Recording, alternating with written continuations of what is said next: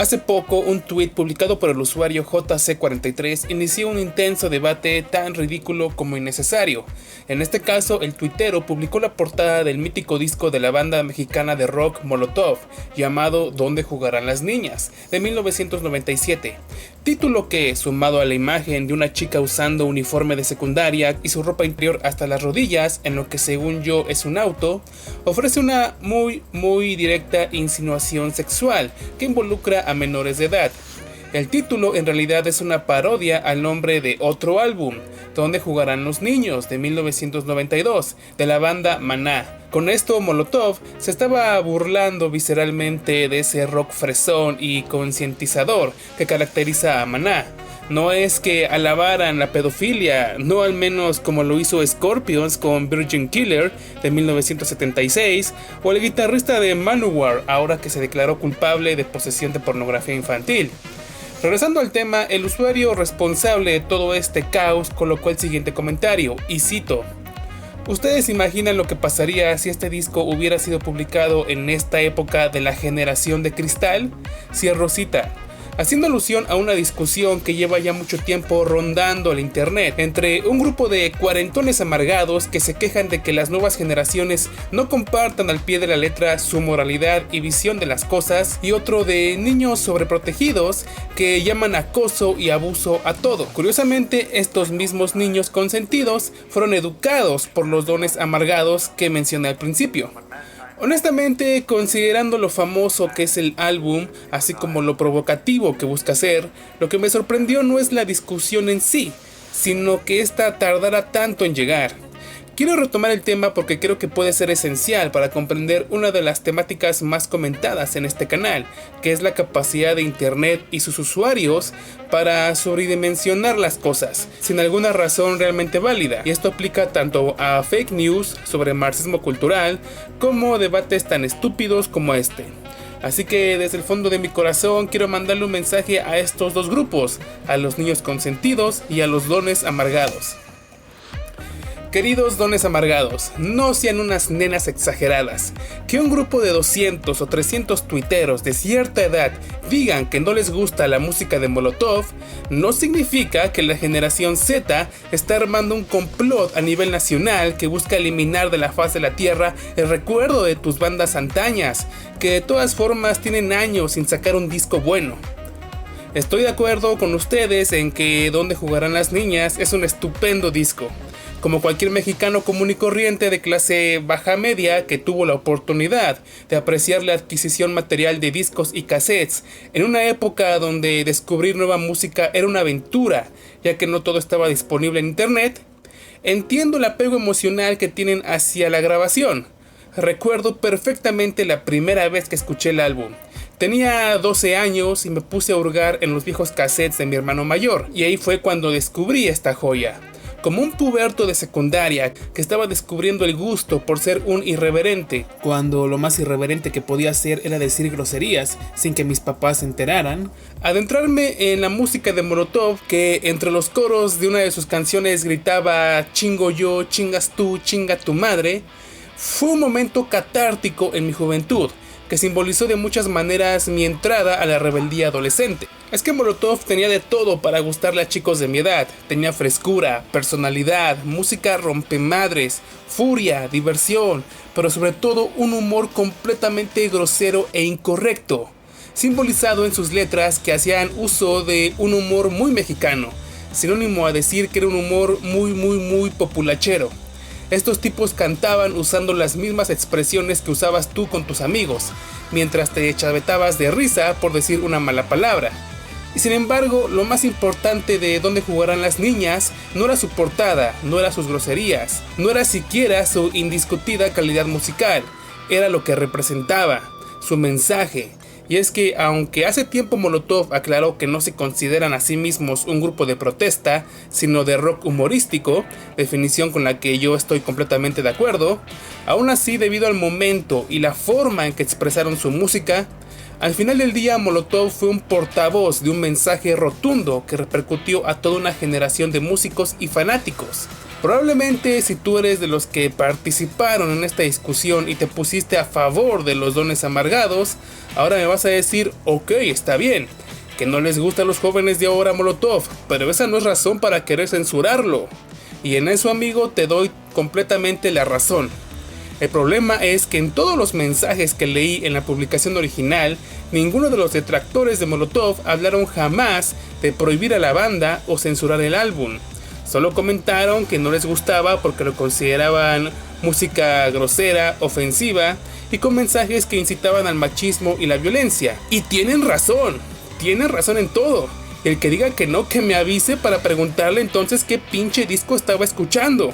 Porque el En donde jugarán las niñas de mi juventud despilfarraban insultos hacia las mujeres, los obesos y afeminados. Era ridículamente ofensivo y eso era lo jodidamente divertido. Saber que ahí afuera existía una gran cantidad de gente a la que no le parecería divertido y se lo tomaría a pecho, especialmente gente adulta y fresa. Así que cuando veo cómo estos cuarentones no entienden cómo jóvenes ultrasensibles como los que abundan hoy en día responden negativamente a esta clase de contenido, no puedo sino quedarme perplejo, pues aparentemente estos dones en estos años no entienden que parte de la grandeza del primer disco de Molotov era precisamente su capacidad de herir sensibilidades, y por tanto nunca entendieron bien el mensaje, o qué sé yo.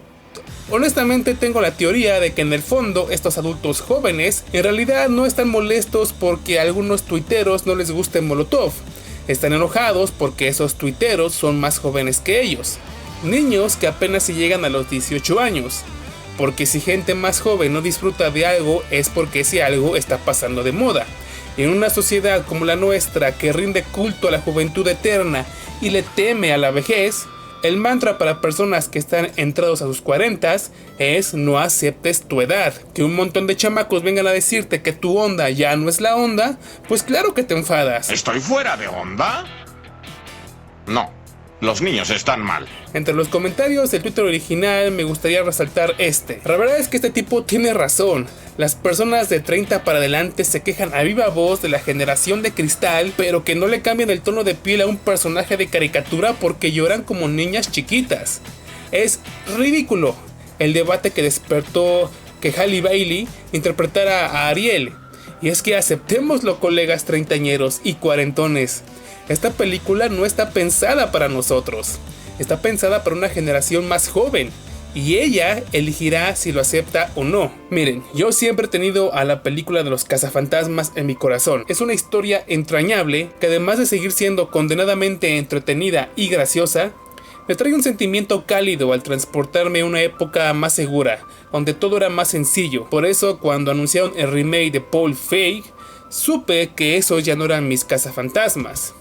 Vi la película mucho tiempo después de su estreno y era mala. No tan mala como la propaganda negativa había dicho, pero sí bastante mala y olvidable. Así que eso hice, la olvidé. Olvidé este producto vacío y sin corazón, nacido de un progresismo oportunista. No tenía nada para mí y aparentemente tampoco para los fanáticos y ni siquiera para las propias feministas, viendo el fracaso que fue en taquilla. Y sin embargo, a pesar de que el remake no me había gustado, seguía amando las películas originales. Todos los recuerdos, todas las risas seguían allí, y eso era algo que una mala secuela o remake jamás me podrá quitar. Así que, ¿qué importa? Decir que X o Y cosa arruinó tu infancia es un berrinche sin fundamentos de la peor clase. Nada puede arruinar tu infancia más que tú mismo al amargarte porque no se hicieron las cosas justo como tú querías. Y a ti, querido amigo jovenazo menor de 18 años que se ofendió con la música de Molotov, te quiero decir, te comprendo. ¿Cómo no vas a ser una masita suave de sentimientos si la característica principal de tu generación es la depresión y la ansiedad? Y aún así quizás seas la generación más consentida por la vida, ya que fuera de un par de pandemias no has vivido guerras mundiales o genocidios a gran escala como los que hubieron en el pasado. Entiendo perfectamente que no hayas tenido ese momento catártico que yo tuve al escuchar En donde jugarán las niñas por primera vez, porque ambos lo escuchamos en contextos diferentes, en mundos diferentes. Déjame contarte una historia. Hace mucho tiempo existió un país que iniciaba el siglo XX gobernado por una dictadura, que como toda dictadura tenía sus días contados, de la mano de un joven idealista llamado Francisco I. Madero, que trató de llevar a este país a la democracia. El problema era que la dictadura anterior había dejado un cagadero de desigualdad social ya insostenible, y no pasó mucho tiempo para que Madero fuera derrocado y asesinado. Entonces esta revolución democratizadora se convirtió en una lucha desencarnada entre caudillos que se mataron entre sí durante años, llenando el país de sangre y violencia, hasta que los caudillos sobrevivientes decidieron unirse y repartirse el poder, ya no por la vía armada, sino la institucional. Crearon el partido oficial llamado PRI y un sistema de gobierno que en apariencia era democrático, pero en realidad era gobernado por el partido, convirtiéndose en una dictadura suave, es decir, una dictadura paternalista que, si bien tenía tintes represores, no llegaba a niveles extremadamente violentos, aunque eso sí, hubo momentos donde se calentó la cosa con desapariciones forzadas de opositores y grupos revolucionarios, así como un par de matanzas de estudiantes. Yo recuerdo haber pensado muchas veces sobre el caso mexicano con esta fórmula: México es la dictadura perfecta. La dictadura perfecta no es el comunismo, no es la Unión Soviética, no es Fidel Castro, es México, porque es la dictadura camuflada de tal modo que puede parecer no ser una dictadura, pero tiene, de hecho, si uno escarba, todas las características de la dictadura: la permanencia, no de un hombre, pero sí de un partido que es inamovible, un partido que concede suficiente espacio para la crítica en la medida en que esa crítica le sirve, porque confirma que es un partido democrático, pero que suprime por todos los medios, incluso los peores, aquella crítica que de alguna manera pone en peligro su permanencia. Parte de este control social lo ejercía el partido por medio de monopolización de la información. En una época sin internet y donde la principal fuente de información era la televisión, maquillar o de plano ocultar la verdad en aras de un discurso político era mucho más fácil, y eso sucedía en este pequeño país donde, por tanto, toda expresión artística contestataria y crítica del sistema era invisibilizada, al no poder encontrar espacios de difusión, y eso incluía desde luego al rock de protesta, que solo podía existir en una cuasi clandestinidad, refugiándose en el underground. Pero como dijimos, todas las dictaduras tienen los días contados, y tarde o temprano caen bajo su propio peso. Durante la década de los 80 y 90, el partido oficial de este pequeño país, que había gobernado durante ya varias décadas, se encontraba ahora embriagado de poder, y la corrupción acabó minando poco a poco su credibilidad y unidad, al punto que su candidato presidencial, que buscaba democratizar radicalmente la estructura interna del partido, fue asesinado a sangre fría en un acto de campaña. Yo veo un México con hambre y con sed de justicia. Un México de gente agraviada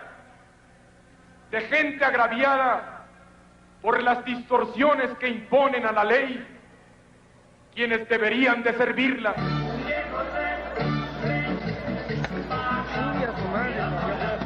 Por un demonio, lo que faltaba.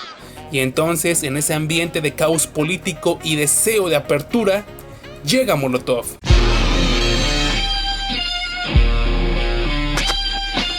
Seguro, antes existían las canciones de protesta, pero nunca habían sido tan directas, tan retadoras, tan escandalosas. El hecho de que a mis 15, 12 años tuviese la oportunidad de escuchar este cassette fue producto de una lucha de muchas generaciones atrás que con sangre pagaron esa oportunidad.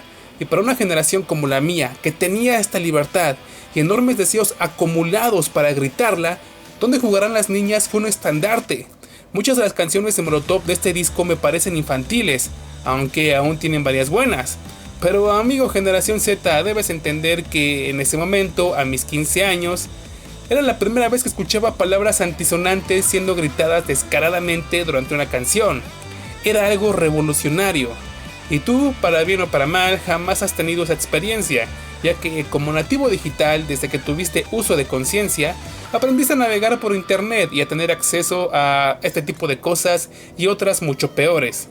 Has perdido sensibilidad a la sorpresa y por eso no logras comprender la importancia cultural e histórica de este disco, y mucho menos logras empatizar con el cariño individual que la gente de mi edad ha desarrollado en torno a esta música. Y básicamente con eso terminaríamos el video por esta ocasión sobre este tema que, más que un debate acerca de las intenciones políticas de una banda, su profundidad, su importancia cultural e histórica, más bien vi solamente a posts bastante necios pertenecientes a diferentes generaciones, incapaces de comprender que la apreciación del arte cambia conforme pasa el tiempo. Por favor, suscríbanse, compartan el contenido, comenten, denle like, ayúdenos a expandir nuestro contenido y a llegar a más personas. Sin nada más por el momento, nos estamos viendo muy pronto.